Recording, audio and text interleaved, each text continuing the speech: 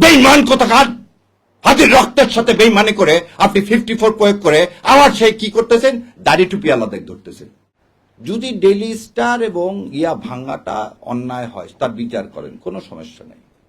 তার আগে যে হাদিস 7 দিন আগে গুলি লাগলো, 7 দিনেও ধরতে পারেন না। পুলিশ কি স্টেটমেন্ট দিচ্ছে, কোথায় আছে না আছে জানি না। আপনি 54-এ আপনি কিভাবে মানুষকে ধরতেছেন? আপনি তো কথা দিলেন, এই আইন উপদেষ্টাকে বলতেছি, আপনি 54-এ ধরতে পারেন, তাহলে আপনার এক্স ওয়াইফকে ধরেন না কেন? না, শাওনের কথা বলিনি। সে মৃত্যুদণ্ড ঘোষণা করতেছে আমাদের, আপনার কানে ঢোকে না? বেঈমান কোথাকার, হাতির রক্তের সাথে বেঈমানি করে আপনি 54 প্রয়োগ করে আবার সেই কি করতেছেন, দাড়ি টুপি আলাদা ধরতেছেন। আমার মাদ্রাসার ছাত্ররা কি ভুলে গেছেন যাত্রাবাড়িতে কিভাবে রক্ত দিয়েছে? এই রক্তের উপর বেঈমানি করতে আপনার লজ্জা লাগে না? লজ্জা লাগে না আপনার? এবার আসেন, ধরে নিলাম তর্কের খাতিরে যে বাংলা এডিশনের প্রতিষ্ঠাতা কে? ইলিয়াস ভাই।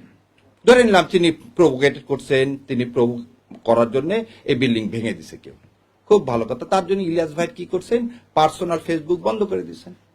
ইলিয়াস ভাইয়ের বিরুদ্ধে আপনি দেন, বাংলা এডিশন ইলিয়াস কি পরিচালনা করে, সেজন্য বাংলা এডিশন বন্ধ করবেন? তাহলে এবারে বলেন আপনি, যে চ্যানেল 24-এর মালিক এই হামিম গ্রুপের, সে বলল প্রথমত হাসিনাকে চায়, দ্বিতীয়ত হাসিনাকে চায়, শেষ পর্যন্ত হাসিনাকে চায়, তখন কানের মধ্যে জানিয়ে কথাগুলো বাটপার গুলো জাতির সাথে বেইমানি করেন। মজা দেখতে আসছেন না? আর কত রক্ত চান? লজ্জা লাগে না নিজের সন্তানদের এইভাবে বিলীন করে দিতে, দেশের সার্বভৌমত্ব বিলীন করে দিতে? তার যখন যমুনা টিভিতে আমি প্রতিবাদ করলাম, তখন খুব গায়ে লেগে গেল না, ফসকে লেগে গেল না? যমুনা টিভির মালিককে এখন এত কিছু করতে পারেন 54-এ, জাতীয় পার্টিকে নিষিদ্ধ করতে পারেন না? যে জাতীয় পার্টি গত 3 বার এই আওয়ামী লীগ, এই ভারতীয় আধিপত্যবাদকে সমর্থন করছেন, কিভাবে দেখেন? তার চেয়ারম্যান ইন্ডিয়া থেকে এসে বলে কি, ইন্ডিয়ার অনুমতি ছাড়া আমি কিছু বলতে পারবো না। ভুলে গেছেন আপনারা? এই হচ্ছে স্বাধীন নাগরিক, এই হচ্ছে স্বাধীন দেশ। আজকে বাংলাদেশের হাই কমিশন শিলিগুড়িতে আক্রান্ত, কলকাতায় আক্রান্ত, দিল্লিতে আক্রান্ত, বোম্বেতে আক্রান্ত। কোথায় আপনারা সাংবাদিকরা তো এই আক্রান্তের বিরুদ্ধে সম্মেলন ডাকতেছেন না? আজ আমার দেশ, আমার সার্বভৌমত্ব আক্রান্ত কার দ্বারা? ইন্ডিয়ার দ্বারা। আরো কত মিথ্যাচার। একটা শোনেন, জ্ঞান পাপী কাকে বলা হয়? যে জেনে শুনে মিথ্যা কথা বলে, যে জেনে শুনে মিথ্যা কথা বলে। মাহফুজ ইনাম সাহেব বললেন 53 বছরে কোনো প্রতিষ্ঠানে আগুন দেওয়া হয়নি।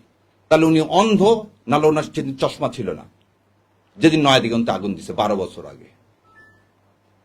তাহলে মিথ্যাচার, যা রক্তের মধ্যে মিথ্যাচার, মুনাফেক সে আমাকে মুনাফেক বলতেছে।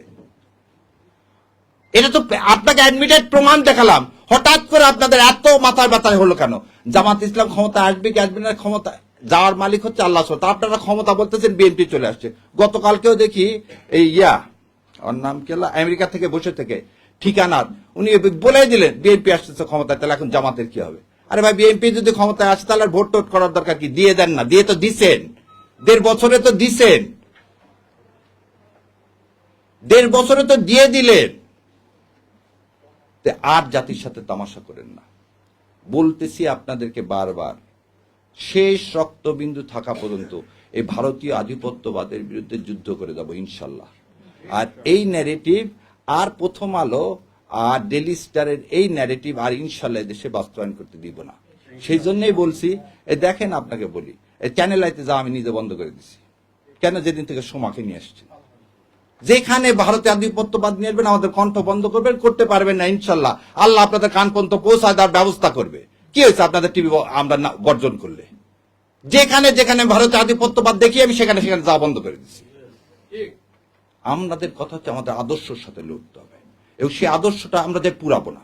আমরা আমাদের কথা বলে যাবো, যেখানে পছন্দ হবে না ভাই সেখানে যাবো। আর পুরানার রাজনীতি করে ভারত, এবং ভারতের দালাল হচ্ছে প্রথম আলো।